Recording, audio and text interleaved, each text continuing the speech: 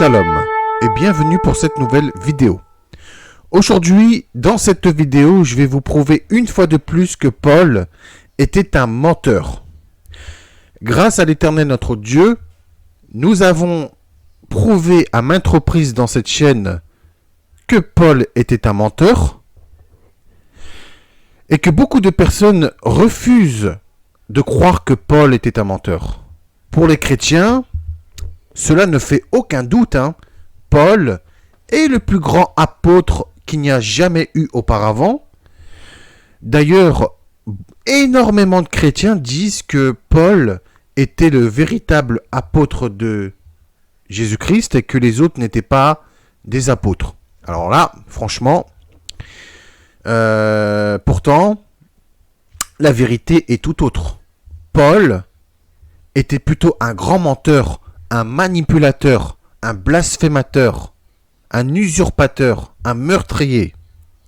Et ce que nous allons voir dans cette vidéo, c'est d'autres mensonges de Paul de Tarse. Vous allez voir, il y a des contradictions et des choses qui ne vont pas dans les récits de Paul. Alors, nous allons voir déjà une contradiction et vous allez voir que Paul dissimule la vérité pour son propre profit.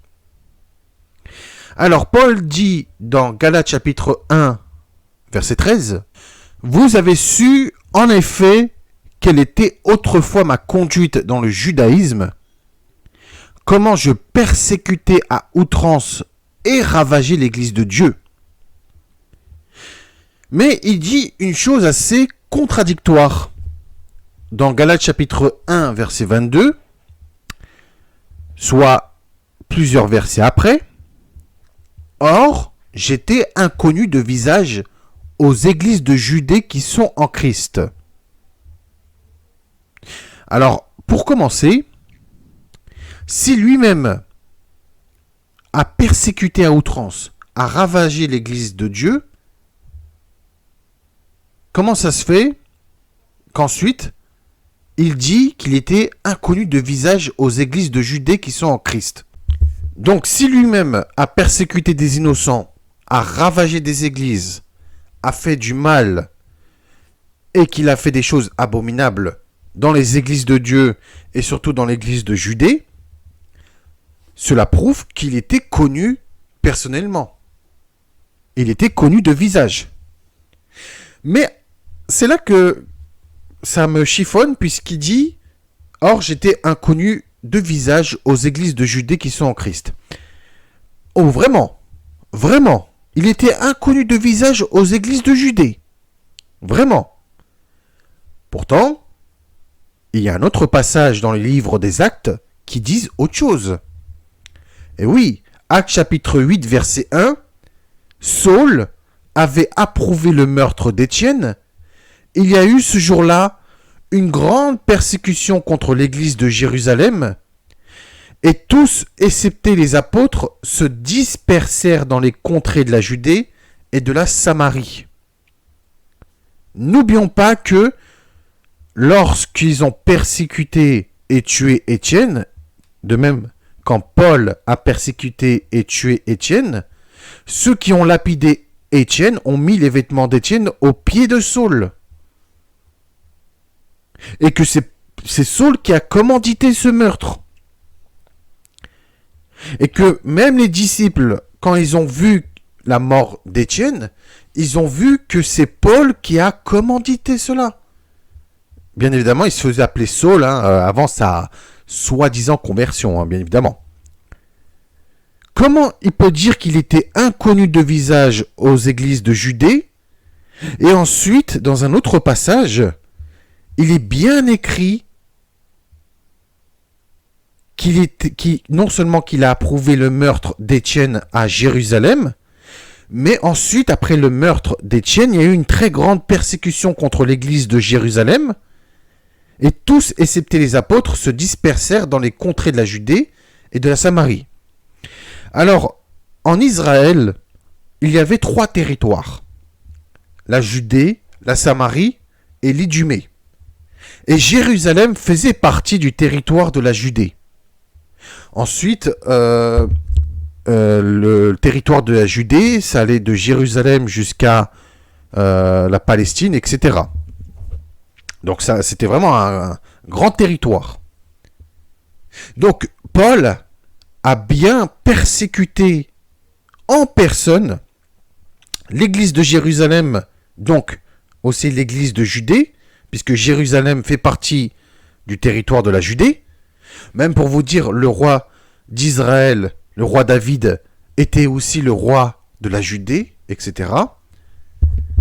Et Paul de Tarse était connu de visage, puisqu'après sa soi-disant conversion, Paul s'est rendu chez les disciples, et les disciples reconnurent Paul. Ils ont eu peur de lui, et ils ne croyaient pas qu'il était un soi-disant disciple. Actes chapitre 9, verset 26. Mais c'est un très gros mensonge que Paul a fait dans ses écrits. Il a dit qu'il était inconnu de visage aux églises de Judée qui sont en Christ, tandis que le livre des Actes qui a été écrit par Luc, eh bien, c'est écrit le contraire. Non seulement Paul était connu dans les églises de Dieu, mais aussi dans l'église de Judée, mais en plus c'est lui-même, de sa propre personne, qui a persécuté des innocents. Mais s'il était inconnu de visage aux églises de Judée, comment a-t-il fait pour tuer, ravager les églises et mettre des innocents en prison, alors même qu'il était dans les églises? Et pourtant, dans ses mensonges, il déclare, écoutez bien, « Je les ai souvent châtiés dans toutes les synagogues, et je les forçais à blasphémer dans mes excès de fureur. Contre eux, je les persécutais même jusque dans les villes étrangères. » Actes chapitre 18, verset 6. Non seulement Paul a persécuté des innocents à Jérusalem, dans toute la Judée, mais jusque dans les villes étrangères comme Damas, etc. Donc c'est lui-même, de sa propre personne, qui a châtié, forcé à blasphémer les innocents, a persécuté à outrance des innocents, jusque dans les villes étrangères, et c'est lui qui a fait le mal. Si c'est lui-même qui a fait cela, alors son visage était bel et bien connu dans toute la Judée. Tout simplement. Et je tiens à rappeler que Jérusalem faisait partie de la Judée. Donc s'il a persécuté l'église de Dieu, les églises de Dieu et l'église de Jérusalem, qui est aussi l'église de Judée, personnellement, eh bien, son visage était connu. Cela prouve que c'est un très grand menteur, un séducteur, un usurpateur qui ment pour séduire les autres. Non seulement il a menti pour sauver sa peau, il a également menti pour séduire un maximum de personnes. Aussi, s'il était inconnu de visage aux églises de Judée, pourquoi déclare-t-il à ceux de Damas d'abord, puis à Jérusalem, dans toute la Judée et chez les païens, j'ai prêché la repentance et la conversion à Dieu, avec la pratique d'œuvres dignes de repentance. Actes chapitre 26, verset 20. Donc si Paul était, avant sa soi-disant conversion en Judée, et qu'ensuite sa soi-disant conversion, il est parti prêcher en Judée, cela prouve que Paul était connu de visage avant et après sa soi-disant conversion. Et il était connu dans toute la Judée. Et son visage était très bien connu de tous. Alors, s'il était inconnu de visage aux églises de Judée, etc. Alors, pourquoi les Juifs d'Asie ont crié dans le temple à Jérusalem, « Hommes israélites, au secours! Voici l'homme qui prêche partout et à tout le monde contre le peuple, contre la loi et contre ce lieu. Il a même introduit des Grecs dans le temple et a profané ce saint lieu. » Actes chapitre 21, verset 28. Paul était donc très bien connus de tous, puisque ce sont des Juifs d'Asie qui sont venus dans le temple de Jérusalem et ils ont reconnu Paul de Tarse. Donc, Paul était très très bien connu. Cela fait de Paul un très grand menteur. Et ensuite, qu'est-ce qui s'est passé? C'est que les Juifs d'Asie ont voulu lapider Paul de Tarse. Parce qu'ils savaient très bien qu'est-ce qu'il a fait. Il a tué des innocents, il a fait le mal. Paul de Tarse était très bien connu. Il dit très clairement qu'il n'a jamais été connu de visage. Et là, dans les autres écrits, comme les livres des Actes des Apôtres, il est très bien écrit qu'il était très bien connu de l'église de Judée, et donc en Judée. Donc, si vous ne me croyez toujours pas que Paul est un menteur, un usurpateur, un voleur, nous allons voir autre chose. Et là, attention, vous allez voir. Paul déclare dans 2 Corinthiens chapitre 12 verset 14 « Voici pour la 3e fois je suis prêt à aller chez vous et je ne vous serai point à charge car ce ne sont pas vos biens que je cherche, c'est vous-même. » Vous allez me dire « Oh, c'est beau, c'est magnifique, il vient pour les gens mais pas pour leurs biens. » Patati patata. Non, ah ben non. Puisque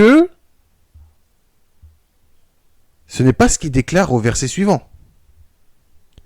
Au verset suivant, soit au verset 15, « Pour moi, je dépenserai très volontiers et je me dépenserai moi-même pour vos âmes. » Oh, vraiment? Mais je croyais qu'il était venu seulement pour les gens, mais pas pour leurs biens matériels. Mais il dépensera quoi pour lui-même? Puisqu'il a dit, pour moi, je dépenserai très volontiers. Et je me dépenserai moi-même pour votre âme. Mais c'est quoi qui parlait de quoi? Eh bien, des biens matériels, des gens, bien évidemment. Et pour les purifier, entre guillemets, de leurs biens matériels, il ose dire qu'il fera pour leurs âmes. Ou plutôt pour sauver leurs âmes. Waouh, c'est magnifique. Dilapider les biens des autres pour purifier leurs âmes. Un coup, il dit qu'il vient pour les autres, non pas pour leurs biens, mais pour eux-mêmes. Mais ensuite, au verset suivant, il dit pour moi, là, on voit bien l'ego, hein, son ego, il est égoïste. Pour moi, orgueilleux qu'il est, je dépenserai très volontiers et je me dépenserai moi-même pour vos âmes. Waouh, c'est incroyable. Apparemment, il était venu pour les gens, mais ensuite il vient pour dépouiller ses victimes. Bah c'est pas surprenant, hein, puisque il est venu dépouiller ses victimes, tout comme il a dépouillé les églises et des innocents pour en tirer un salaire de ses méfaits. Hein. 2 Corinthiens chapitre 11, verset 8. J'ai moi-même dépouillé des églises en tirant d'elles un salaire. Waouh! C'est incroyable! Mais c'est là que ça devient intéressant puisqu'il déclare ensuite au verset 16 de 2 Corinthiens chapitre 12, « Soit je ne vous ai point été à charge, mais en homme rusé, je vous ai pris par ruse. » Alors, mettons tout ça en ordre. Je vais vous lire le passage. Vous allez voir que c'est crescendo, c'est vraiment... on voit vraiment qu'il y a un problème. Alors, je vais commencer par 2 Corinthiens chapitre 12, versets 14 à 16. Écoutez bien, hein, vous allez voir. « Voici, pour la 3e fois, je suis prêt à aller chez vous, et je ne vous serai point à charge, car ce ne sont pas vos biens que je cherche, c'est vous-même. Pour moi, je dépenserai très volontiers, et je me dépenserai moi-même pour vos âmes. Soit, je ne vous ai point été à charge, mais en homme rusé, je vous ai pris par ruse. » Alors là, waouh! C'est là qu'on voit le véritable visage de Paul de Tarse, puisqu'il dit qu'il n'est pas venu pour les biens des autres, mais pour eux-mêmes. Mais ensuite, il dit qu'il dépensera volontiers leurs biens pour lui-même et pour les purifier, entre guillemets, leurs âmes. Et ensuite, il dit qu'il les a pris par ruse. Et ensuite, au verset 17, il ose dire « Ai-je profité, ai-je tiré du profit de vous par quelqu'un de ceux que je vous ai envoyés ? Ai-je tiré du profit de vous par quelqu'un de ceux que je vous ai envoyés ? » Non seulement il ment, mais en plus, 2 versets après, il prend sa justification de ses actes dans le Christ, puisque dans le verset 18 et 19 de 2 Corinthiens chapitre 12, soit 2 versets après, il dit « Vous vous imaginez depuis longtemps que nous nous justifions auprès de vous, c'est devant Dieu en Christ que nous parlons, et tout cela, bien-aimés, nous le disons pour votre édification. » Alors là, franchement, il ment en disant qu'il vient voir les gens pour eux-mêmes. Ensuite, il déclare qu'il, pour lui-même, il se dépenserait bien et dépensera bien les biens pour purifier leurs âmes. Ensuite, il déclare que, de toute façon, il les a pris par ruse. Donc, en tant qu'homme rusé, je vous ai pris par ruse, comme Paul le déclare. Et ensuite, il met tout cela dans la justification de Dieu et de Yeshua pour leur édification. Et là, attention, c'est très grave parce que là, c'est devant Dieu en Christ que nous parlons. Et là, il jure au nom de Dieu et il jure au nom de Yeshua qu'il ne ment pas.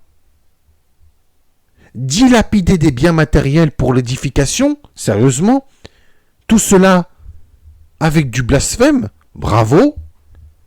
Mais est-ce que Yeshua a dit tu peux voler et dépouiller les autres? Puisque n'oublions pas que Paul a dit soyez mes imitateurs comme moi-même j'imite le Christ. Ah bon? Parce que Yeshua il a dilapidé les autres. Yeshua a dépouillé les biens des autres pour leur entre guillemets édification. Je ne crois pas, non. Car Yeshua a dit tu ne déroberas point et tu ne feras du tort à personne. Marc chapitre 10, verset 19. Que ces commandements se trouvent dans les 10 commandements que Paul a abolis lui-même en les insultant de ministère de la mort ou je ne sais quoi. 2 Corinthiens chapitre 3, verset 7. Et que Paul accuse la loi d'être responsable de ses propres convoitises. Romains chapitre 7, verset 7. Donc, Paul fait des coups bas tout en trouvant une justification dans le Christ, dans ses actes. C'est très grave. En parlant de coups bas au nom de Yeshua, il dit bien, dans Philippiens chapitre 1, verset 18, « Quoi donc? Toutefois, de toute manière, soit comme prétexte, soit en vérité, Christ est annoncé, et en cela je me réjouis, et aussi je me réjouirai. » Écoutez bien, de toute manière, soit comme prétexte, soit en vérité, Christ est annoncé. C'est-à-dire que le Christ est prêché soit par prétexte, c'est-à-dire dissimuler le vrai motif d'une action, donc par malhonnêteté, soit par vérité. Et il s'en réjouit, et il s'en réjouira encore de ses conneries. Bravo. C'est très grave de prêcher le Christ avec la malhonnêteté. Donc ça veut dire qu'il a dû, Paul de Tarse, il a dû dire des mensonges au nom de Yeshua pour prêcher le Christ. Soit par malhonnêteté, soit par vérité. Donc si ça se trouve, lui-même, il a induit des gens en erreur pour prêcher le Christ. Ce qui prouve que Paul est un faux apôtre, un menteur, un usurpateur. Paul est loin d'être l'exemple parfait. Et il n'a jamais, au grand jamais, imité le Christ. Tous ceux qui imitent Paul en croyant qu'ils imitent le Christ sont dans l'erreur la plus totale, car Yeshua n'est en aucun cas lié à ce menteur de Paul. En réalité, les chrétiens imitent Paul, mais pas le Christ. Et les chrétiens mettent leur espérance en Paul et non en Yeshua. Donc si vous voulez imitez le Christ, commencez par abandonner Paul de Tarse et demeurez dans la seule et unique parole, celle de Yeshua, le Fils de Dieu et Sauveur. Si vous demeurez dans ma parole, vous êtes vraiment mes disciples, comme Yeshua a dit dans Jean chapitre 8, verset 31. Voyez la vérité par vous-même, mes amis. C'est la fin de cette vidéo. J'espère que cette vidéo vous aura plu et j'espère que vous aurez vu la vérité sur Paul de Tarse une fois de plus. Maintenant, il est grand temps d'abandonner ce menteur et de vous tourner vers la vie éternelle qui est Yeshua. Jetez les lettres de Paul à la poubelle et arrêtez de lire les lettres de Paul. Les lettres de Paul ne sont pas inscrites dans la Brit Hadasha, dans la Nouvelle Alliance. Ils ont été rajoutés par des menteurs. Les lettres de Paul sont des lettres de mensonges. Vous devez jeter ces lettres puisqu'ils ne font pas partie de la Brit Hadasha, de la Nouvelle Alliance. Voyez la vérité par vous-même. Je vous dis shalom, à très bientôt pour une nouvelle vidéo si Dieu le veut. En attendant, comme d'habitude, portez-vous bien. Prenez soin de vous et de vos proches et c'est très important. Je vous dis shalom, merci de m'avoir écouté.